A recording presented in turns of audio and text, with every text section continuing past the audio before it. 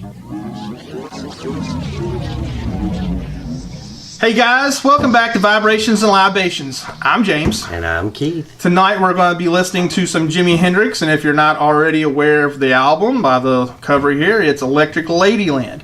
And if you watched the Christmas episode we did, you'll know that I gave Keith Electric Ladyland for Christmas. It's awesome. It is an awesome album. That's why we're doing it. And he's been listening to it and really enjoyed it, so I'm glad I got him a present that he could enjoy forever. Right. I hope. And there are several tracks on there that I've never heard before, which is fantastic.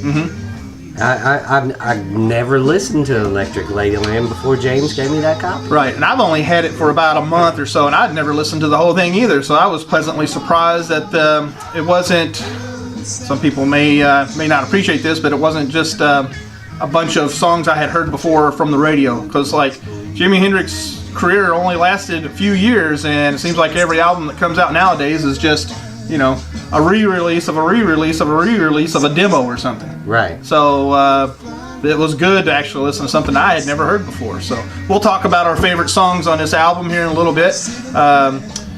We're also tonight in honor of, I guess you could say, Jimi Hendrix, which is not on this album, but we're drinking Purple Haze by ABITA? ABITA? How do you say that? I say ABITA. I say ABITA too.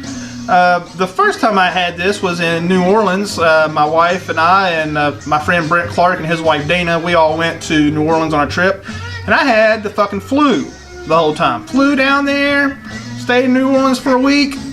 It was an okay trip, but had the flu the whole time. So I'm going to try this without having the flu. Maybe I'll like it a little bit better. I did not like it when we were down there, but we'll get to that later too.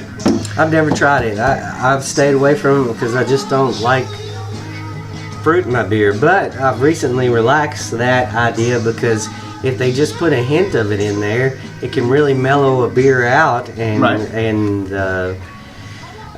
the aftertaste is just mellow. It finishes a lot cleaner, and it's a good thing. Yeah, I'm going to step over and turn this up a little bit.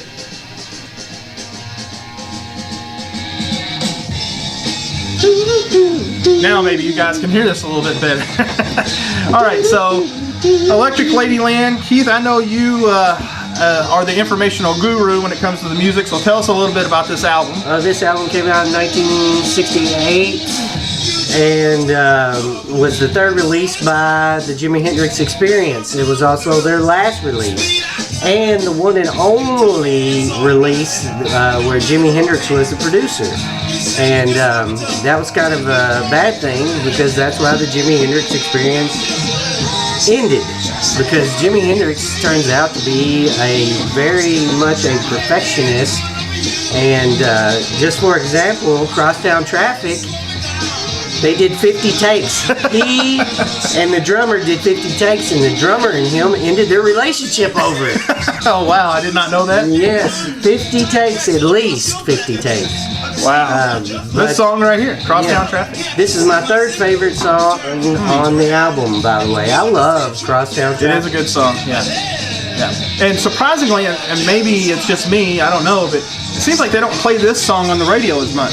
It's always like Purple Haze and Voodoo Child, and just all along the Watchtower. All along the Watchtower. I don't ever hear this song on the radio as much as the other songs. Right. I've heard it a time or two, maybe. Yeah. But it's definitely a great song. It is. I just love the way the guitar and the drums go together. That was something that I did like. So Jimi Hendrix was right. Right. After 50 takes. Got it 50 times before it's perfect, and it was perfect. It is perfect. Yeah. It sounds so good. Yeah. And amazingly, which I didn't know that before you just said that, but it just seems like they're just jamming. Yeah. So perfecting a jam. I don't know. I guess this is how you do it. So. But it just sounds like it's just like they just picking everything up and just going to town on it, Right. Let's crack these beers. Let's do it, man. All right. So again, we've got Purple Haze by ABITA. This is a raspberry lager. It's like wheat and other hops or other brews in there. I'm not even going to use the correct terminology. I'm just going to say, oh my gosh, this is heavily unfiltered. It's got chunks floating around. Chunks in it. It looks like a goddamn snow globe. Dirty Yeah, snow it's oh yeah, I can definitely holding this up to the light. I know you guys probably can't see this on the video, but you're right. It's like a snow globe of beer. That's the perfect way to describe it. And it's not even settling to the top. It's just all going up. Okay, the inside of the bottle is not much clearer actually at the bottom. It's got a pretty thick gunk covering the bottom. So I don't know, James. It's kind of skunky smelling. Maybe that's why it's got chunks in it. Maybe it is skunked out. This may be the first video we have to go into alternate beer here. I don't know. We'll see. What do you think? We may have to break out all that bourbon James got for Christmas. I did get a lot of bourbon on. 4 damn bottles of bourbon over there. If you take a look at our Instagram page or on our Facebook page, I took a picture earlier and posted it of all the bourbon I got for Christmas. So check that out. Some of it we've had before. One of them we haven't. All right, you take a drink. You don't look too impressed with it. Let me go.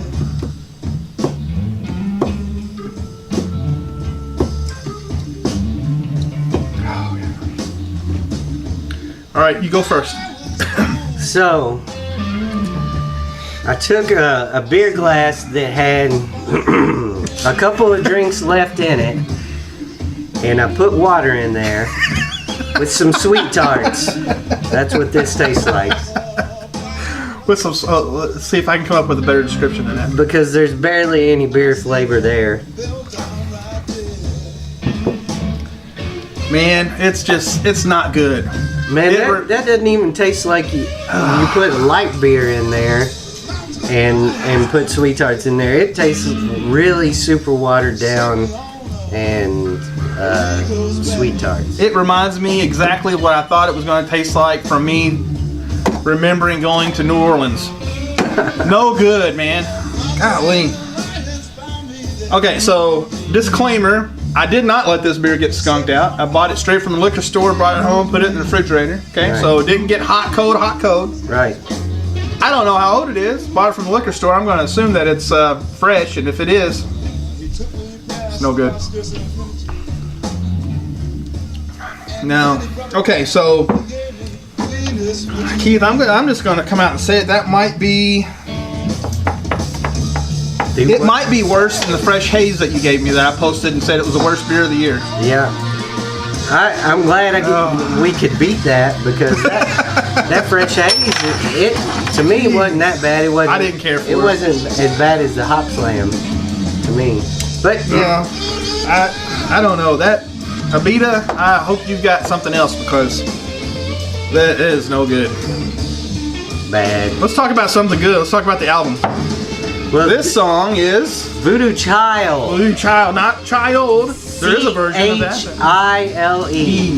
And not D-E. Right. And this is my favorite track.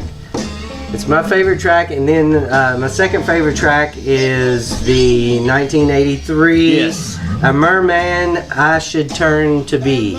And that song is amazing as well. It is. That's my favorite song. 1983 is my favorite song on it. It's just a flat out trip. I mean, you can just sit back and listen to it, and it's going to take you someplace, and you might not come back the same. All right. I mean, it fucking rocks. If music has ever given visuals, that you can just close your eyes and visualize the music. Yeah. It is amazing. It's really nice. This song is mean and dirty. It is.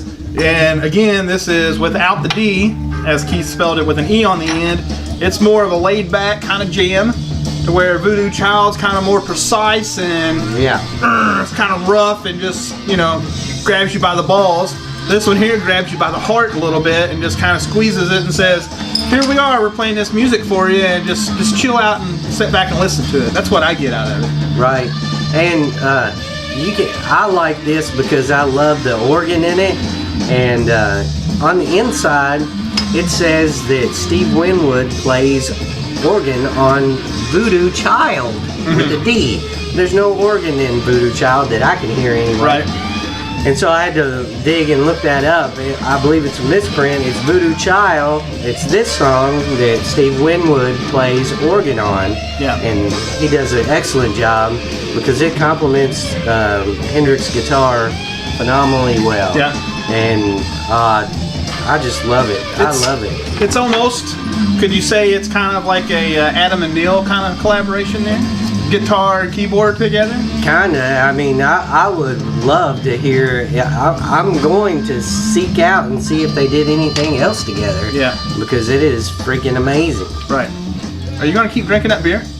It's here. I'm gonna Man, I'm not drinking I'm a guy that if you open a beer, you're gonna finish it. I don't know if I can finish this beer. I mean, this beer is so. This beer is so amazingly bad to me. There's not even much flavor there. No, there's not. It's like watered down beer with sweet tarts in it. And I'm gonna say watered down is a perfect description of it. And I thought that when I first drank it in New Orleans at the bar that I went to. I don't remember the name of the bar, and it doesn't matter. But I thought maybe it was watered down by the bar when I drank it there, and I was like, you know, these people, you know, are on, you know, Bourbon Street, all these bars, they're drunk as shit. They're not going to know any better, you know. I mean, they're just handing out watered down beer. But this is in the bottle, and it still tastes watered down, you know? So, I'm not a fan. I don't know. I'm not a fan. Just setting it over to the side. Not even going to finish it. I will open a beer and not finish it if it's bad. Worst beer 2018, Vibrations and Libations. You saw it here. All right, we're rating the beer 1. 0. -0. I don't know if there is a -0, but it's not even a 1. It doesn't register for me.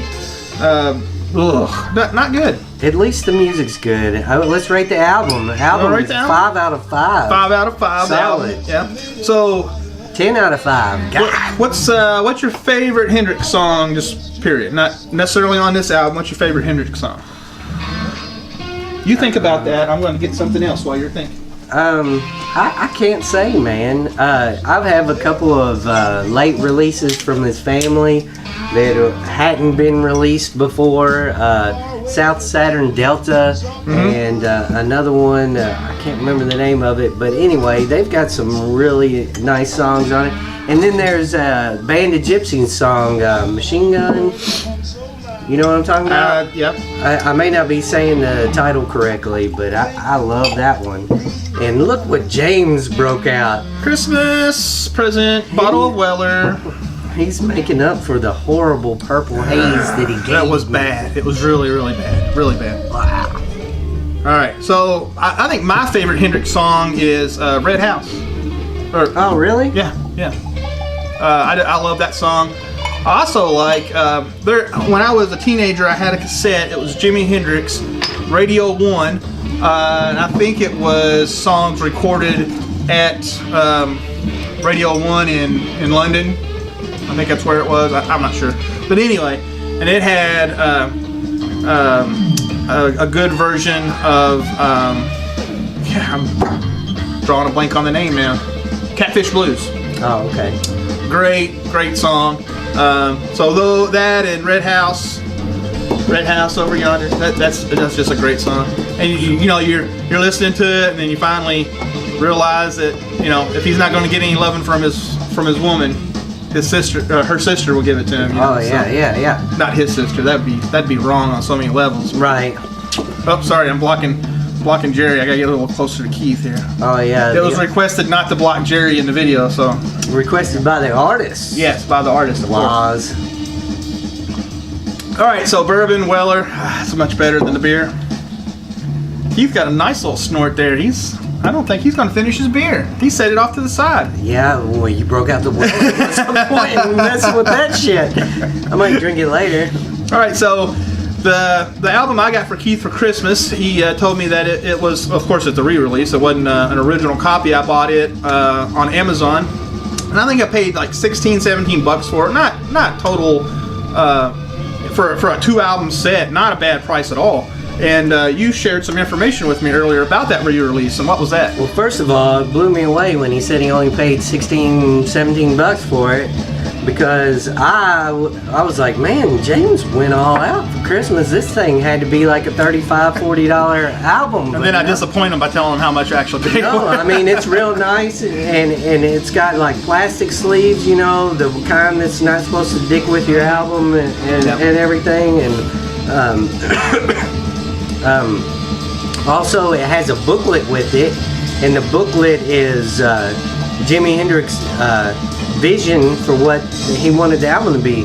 This was not what he wanted on the cover. He wanted, there was a picture of him with the whole band in front of a statue, Alice in Wonderland statue with a bunch of kids, and that's what he wanted. And on the inside of that booklet are like some handwritten notes on the hotel stationery. And thanks for helping me out. No problem. I have a hard time remembering stationery No problem. for some reason. Well, anyway, handwritten notes, very nice penmanship that Hendrix had, and he actually drew a picture, like sketched out a picture of that photo, and then all these photos on the inside he had, you know, laid out like that. He wanted it like that, but this cover, it was not what he wanted. He wanted that cover of him and the kids and the band. So the album, or the record company, came up with this one, and also the Naked Ladies for the UK version, because you know that's more acceptable over there. Yeah. They can look at boobies over there in the UK, but we can't look at boobies over here. It's a sad world we live in, right? Or a country anyway, I guess. But anyway. Right, but he didn't. It was a different time. He thought that was kind of demeaning, degrading to women, or something like that. But then he's like admitted, well, really did kind of like it. Right. Well, who doesn't like a bunch of nice-looking women naked? Yeah, you know, it was a different time back then. You know, the whole hippie movement and free love, and you know, more natural side of life, and so you know, of course, the record company's going to take advantage of that. They want to sell albums, you know. So, and of course, if they did that here in America, good night. He'd been run out on a rail or something, you know, and it'd been awful. He'd been banned from the country if he had an album that had a bunch of naked ladies on the front of it. Right. But anyway, I bet Woz has that album with the naked ladies. I bet he does. Woz Blankenship, if you have that album, send it our way. We'll take it. Next time we come over there, just give it to us. So. Post a picture of it on Facebook. I want to see that. Yeah. Look for Woz in some of our previous videos where we've been down in his basement and we reviewed a couple albums, Ziggy Stardust and Crosby, Stills and Nash, Deja Vu. And also there's a little featurette with Woz and his record collection. So scroll on down the page and find those videos and give those a watch. He's a really cool guy. And I'm a better music and record collector for knowing him. Me too. So, Woz, thanks a lot for everything. Cheers. Thanks for the Jimi picture back here too. That's really awesome. Shit. The Jerry picture, sorry. It's okay. Sorry, I got Jimi on the brain here. Listening to Jimi. Maybe I need a Jimi picture, Woz. Maybe I can commission you to do that. Jerry's watching over. Yeah, okay. Alright. So, do we have anything else to add other than this is the worst beer of 2018 and I saved the video by breaking out the Weller? No. Nothing else to add. Alright. Well, if you don't have this album, if you've never listened to this album, go buy it, look it up, listen to it, and then go buy it. Either way, I don't think you'll be disappointed with it at all. I mean, you can't go wrong with Jimi Hendrix anyway, but I mean, this is a really awesome album. And if you can find it like I did on Amazon, it might have been like a flash sale. I don't know when I bought it, but I found it pretty cheap for, you know, a 2 LP set. So if you're on Amazon, you're looking around, type in records under $15, and there's a huge selection of records that you're bound to find something on there for a really good price. So with that being said, we hope you liked the video. Don't forget to give us a thumbs up, comment down below, and if you haven't already subscribe to the channel, and we'll let you know when we have new videos coming out. So, Keith, anything else to add? Nothing else to add. All right. Yes. Until next time, have a great new year, and thanks a lot. Adios, amigos. Bye-bye. Start that beautiful record. All right.